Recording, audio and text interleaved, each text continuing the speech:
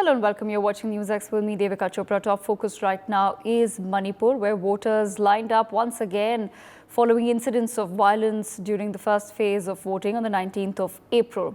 Reports of booth capturing, gunfire and destroyed EVMs surfaced during the initial voting process. In response, the Election Commission of India declared the 19th April voting null and void and ordered a repolling in the inner Manipur Lok Sabha constituency at 11 booths. Despite the threat of violence, a significant number of people have turned out, with Manipur reporting a 73.03% voter turnout at 3 p.m. today. Not only in Manipur, but the Election Commission has now also ordered repolling in 8 polling stations in Arunachal Pradesh on the 24th of April for the state assembly elections. Why exactly has this happened? We try to take this conversation forward. I have with me Nibir Dekha, who's the Assam Bureau Chief. I'm going to begin with Nibir, but let me introduce our other guests as well. Major Njiri Dwivedi also with us. I have with me Major Mohammad Ali Shah, Major Lamting Tang Kongsai also with us, and Gladi Hunjan also with us, joining us from Manipur. Let me begin with Nibir. Nibir, if you can take our viewers through the latest updates as far as the repolling in Manipur is concerned. Well, today the repolling was held in 11 polling stations in Manipur. This is for the inner Manipur constituency seat, and we saw that there was heightened security being given to these 11 polling stations. Since yesterday, we saw the security agencies have been rounding up the entire area, providing protection, and there was also confidence building measures being given to the voters who could come out peacefully. And that is what we saw today. There was a very successful turnout for the people who casted the votes, over 76% voting percentage, and there was no untoward incident that occurred in the 11 polling centers. Khurai Assembly also saw a huge turnout of people, which earlier on 19th of April saw violence. When we saw the instances of violence led to the damage of EVMs, that led to the cancellation of the voting on 19th of April, thereby the Election Commission giving another date, Electoral Office giving another date, which is today, for the repolling, and the entire repolling was conducted successfully. This is not an isolated incident in Manipur. This also has got to do with the violence that we saw last year when the clashes broke out in the state. And however, in the last few months, there has been sporadic peace we saw in the state, but during the polling day we saw another instances of violence that led to the repoll. Similarly, in Arunachal Pradesh, we have also seen repolling being ordered on the 24th of April due to the reports of violence in clashes in some of the polling centers, and as such 8 polling centers have been given repolling on the April 24. Back to you.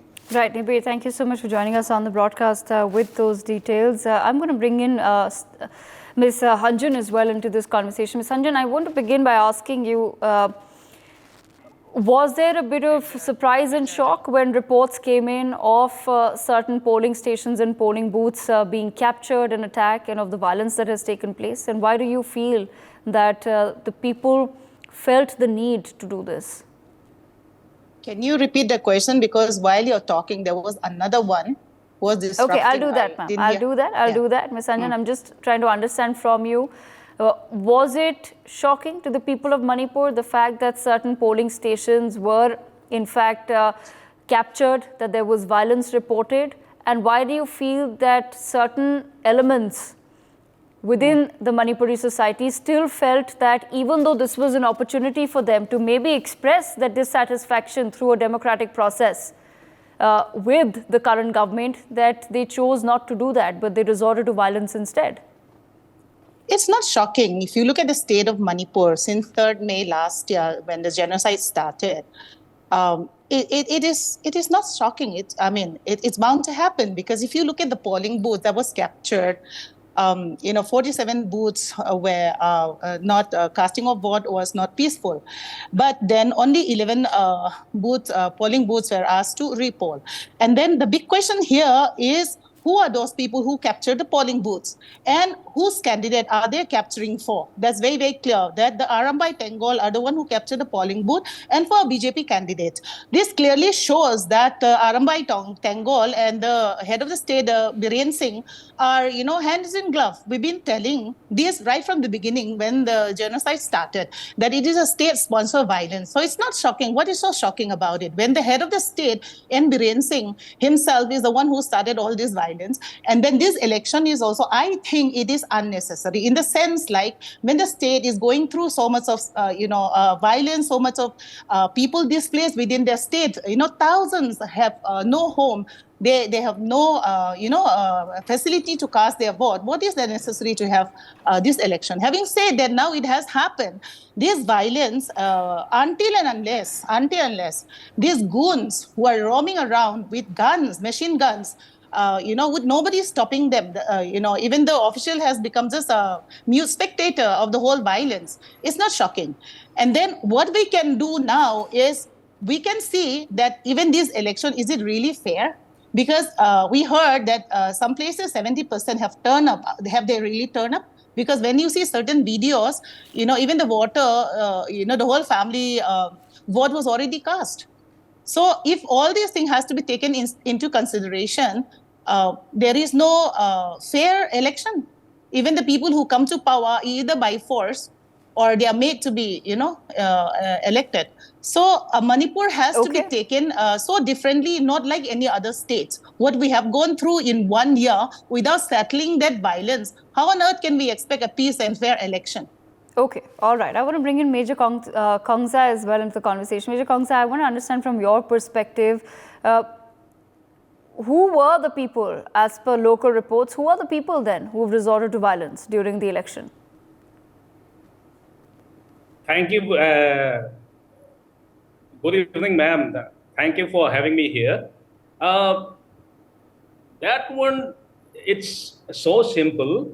The government sponsored Arambai Tengol. They are freely roaming around in the Imphal area. And as my previous speaker, Glady Madam, have said, the government is trying to, make themselves, justified by conducting this election. If you frankly ask my opinion, I should take this as a I was from the side of the government. Everybody knows that thousands of weapons and ammunitions are with the militia.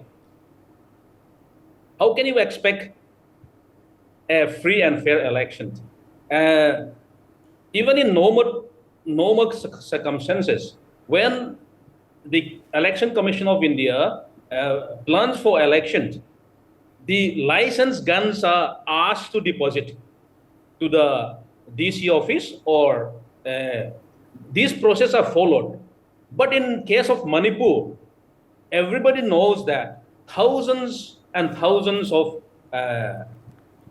weapons are with the civilian. Right. And the government is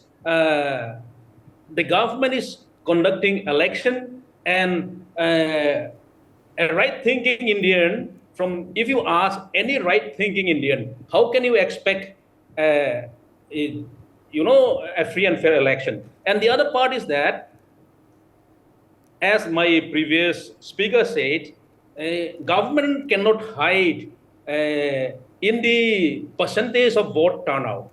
In a gunpoint, one person can cast 90% vote in a booth. That is what cannot be ruled out. Okay. So in that way, how can you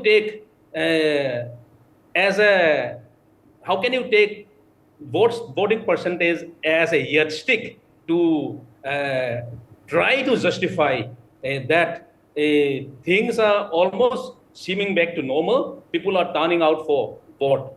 I think this is a farce, and the government should take the issue of Manipur seriously, with the seriousness it deserves. That is Okay. what I would like to say. Okay, Major Gigi Zvabedi, do you feel then there somewhere was a miscalculation on the part of the government in terms of perhaps not having as much of a security arrangement for Manipur to cast its vote without violence? Well, Devika, first and foremost, let me share with the viewers and, of course, with the co-panelists, Manipur has been a very difficult state. And I have personal experience having spent good some time in Manipur. And, when in 2002 elections were held, half the Manipur was under the militants. And therefore, there were no fair and free elections. And I was there and we cleared in 2005 most of the Manipur like Hanglep, Thanlon, Parbung, and Sajak Nampak. These elections took place. Whatever fairness can't be questioned, but there are no liberated zones. Now, coming to current situation, which I follow very closely and I still keep in touch with my friends in Manipur. Manipur is in a very difficult state even today because after May 3, the violence which started because of the affirmative action to the mighty community, the Manipur is in a very uneasy calm. The groups on the both sides are well armed and there can't be any disarming because that has not been attempted. All that has been done is creating buffer zones. And the Manipur has only 2 seats, inner and outer. Inner is basically dominated by Maitis and they have the armed groups which are not under control of the government or under the central agencies. Therefore, this kind of violence was expected. But having said that, I don't know how far these elections will be fair or unfair because sitting not in Manipur, I cannot pass a judgment. But definitely, there have been question marks, and question marks maybe are right or also conjectured. But the question is that there was violence, armed groups are moving around freely, and they are calling the shots. In fact, they also summoned number of assembly MLAs to their headquarters, and especially Arambai Tengol is a new force to reckon with. All I can say is that elections are taking place, but Manipur is in a very uneasy state, and we are only keeping the finger crossed because until the groups are disarmed, state is not going to see peace. But I don't see groups being disarmed until a very concrete action takes place. Unfortunately, the current dispensation in Manipur is not in position to do so. Okay, all right. Major Mohammad Arisha, let me bring you into the conversation as well. I just want to understand from you, does this then, the fact that this issue has been going on for so long, does it then somewhere indicate, as Major Gigi Zvabedi also pointed out, that the current dispensation, it seems, lacks the will to actually disarm the militia in Manipur and also work towards understanding where the arms and weapons and everything else is coming in from? We've been having this conversation for a very long time on NewsX as well. Right, Devika. Devika, it's been almost a year we've been having this conversation on NewsX, in fact, and other channels as well. No solution has come out as yet for Manipur, unfortunately and very, very sadly. We all know it's a troubled state at the moment. Elections were going to be held on 19th April. So the security, of course, the question that you asked, General Dwivedi, security should have beefed up even more. It was expected, Devika. I was 100% sure. No, 11 repolls in 11 polling. I can see myself. Okay, you can mute yourself. You can see yourself. So there are 11 stations where polling is happening. Unfortunately, now obviously it was expected. Moirang Kampu, the Sajib Upper Primary School, the S. Ibovi Primary School on the East Wing in the Khorai Assembly Constituency, 4 in Shitrigaon, 1 in Thongju, 3 in Uripok, 1 in Khongjam. Now, these were incidents of violence, truth capturing, threatening. I mean, that is really ridiculous. It was expected. It was most certainly expected. Now, the very fact that all 32 assembly segments of the inner Manipur parliamentary constituency, 15 assembly segments of the outer, that means the inner is towards the Imphal and outer, that's the hills, that's the tribal areas it's dominated. The parliamentary constituency voted They had voted over there. Now the voting remained of 13 segments of the outer Manipur. They would be held, the remaining would be held later on the second phase, that's on April 26th. The counting will be held on June 4th. Still yet to go. And if we do not learn lessons now, the violence has been going on.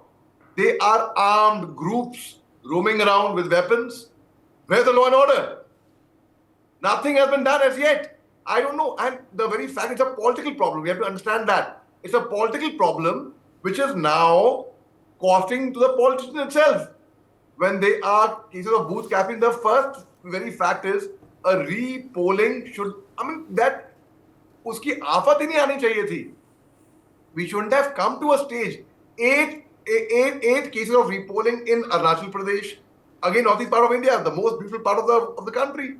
11 in Manipur. Where are we heading to? How can we expect free and fair elections happening when such a precedent was made? Okay. Now till 3 p.m., 73.5% voter turnout was there. Yes, which is much higher than what we saw on 19th April, where it was only 69 point something. And that was the entire day. So we have to ensure that such a thing, such violence, we cannot close our eyes to Manipur. We cannot, I'm sorry. Right. A lot of people are closing their eyes to Manipur. Sadly, we cannot close our eyes to what's the most beautiful state of the country. All right. I want to bring back Major Yes. Gigi Dwivedi into the conversation. So I just want to understand from you that why do you feel, like I said, it's been almost over a year, hundreds of people have lost their lives. Why do you think then that the government could possibly be turning a blind eye to the situation in Manipur? Because leadership in the center often says that we've handled Manipur, that we've handled the situation in Manipur, that we're trying to figure out, we're trying to have a conversation with people on the ground to understand what is it that they need and they want. But what does this really indicate? The fact that we're not having as many conversations about Manipur anymore as we ought to. Well, Devika, first and foremost, I have tremendous affection for the people of Manipur because we shed a lot of blood to bring normalcy to Manipur from 2005 to 2007. Ironically, this issue has been created politically. Manipur was doing well. In fact, it is seen as a window to the northeast and window to the Southeast Asia. But having this new problem of giving, affirmative action to the mighties have upset the complete apple cart. And Manipur today is very deeply divided. There was no difference between the Kukis and the Metis. It was never there. But today, they are like the war zone. Why? Because this problem has been created by the political dispensation for very narrow gains, which should not have been there. And this problem is not being addressed. Let me tell you, I can state categorically, because I don't back any political party. I speak very straightforward, that Manipur has not been handled. It has been grossly mishandled.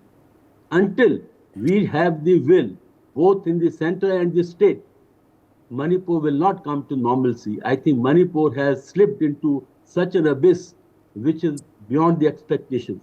So all I can say is that we need to address the problem politically, as rightly brought out. There's no military solutions. And political problem can be solved only once the two communities are brought together. And we go back to status quo, what existed before May 3rd. And we need to disarm these groups because they are running a parallel government. And that was what was happening before 2007 when we disarmed all the groups. Rather, we went in for very major counterinsurgency operations. I think these groups, until they are disarmed, until there is a strong political will to find a problem, Manipur is going to be remaining in turmoil, on the boil, and that's very, very unfortunate because it's a state which has tremendous potential for itself and for India as such. But unfortunately, I don't think anything is positively happening. And earlier, our government understand better it is for both state and the country as such. Okay, I want to bring in Ms. Hanjan back into the conversation. Ms. Hanjan, I just want to understand from you, what really then has been the effort of different political leaders or political dispensations towards the people of Manipur, at least since the beginning of this year? Has there been any outreach? I don't see any hope until unless the head of the state, N. Biren Singh, is removed. Because he is a part of this violence. He only started it with the help of his boy, Arambar Tengol, which is very, very clear. So when the head of the state is involved, where will the government can check all this violence when he himself is a part of it? And also, if you look at the past 1 year, Biren and his state are very successful in dividing the state into two. They can blame whoever, but he divided Meitei and Kuki in the first place. He's very successful in doing that. And now when we look at the recent polling booths that was captured, is only in inner Manipur. It's not in outer Manipur where the Kukis are. The Kukis voted very peacefully. It is in inner Manipur. Now, within inner Manipur, he created more fragment. He created more division. So how we expect the state to be the law keeper when they themselves are the law breaker? Like the people roaming around, the Arambai Tengol on that day are all with arms and weapons. The state machineries doesn't stop it. In fact, they are supporting that. So if this is not curtailed, if this is not looked after, the future of Manipur is very bleak. Okay. So yes, and then we expect the state to look after us, and we also expect the center to see to it what happened.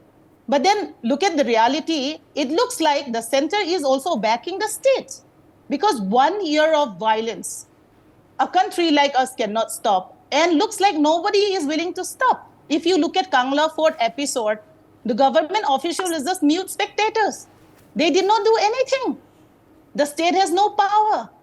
All these Arambai Tengol can summon anyone and make them sign whatever they want. So there is no law and order, and expecting law and order to prevail, it's just an eyewash. It's not going to happen. So we have to identify all these people who are with arms, disarm them. And then also, if you look at, it's not only political, it is also communal, if you look at. Communal in the sense like when the violence started, why are churches? Only Christian churches were burned down.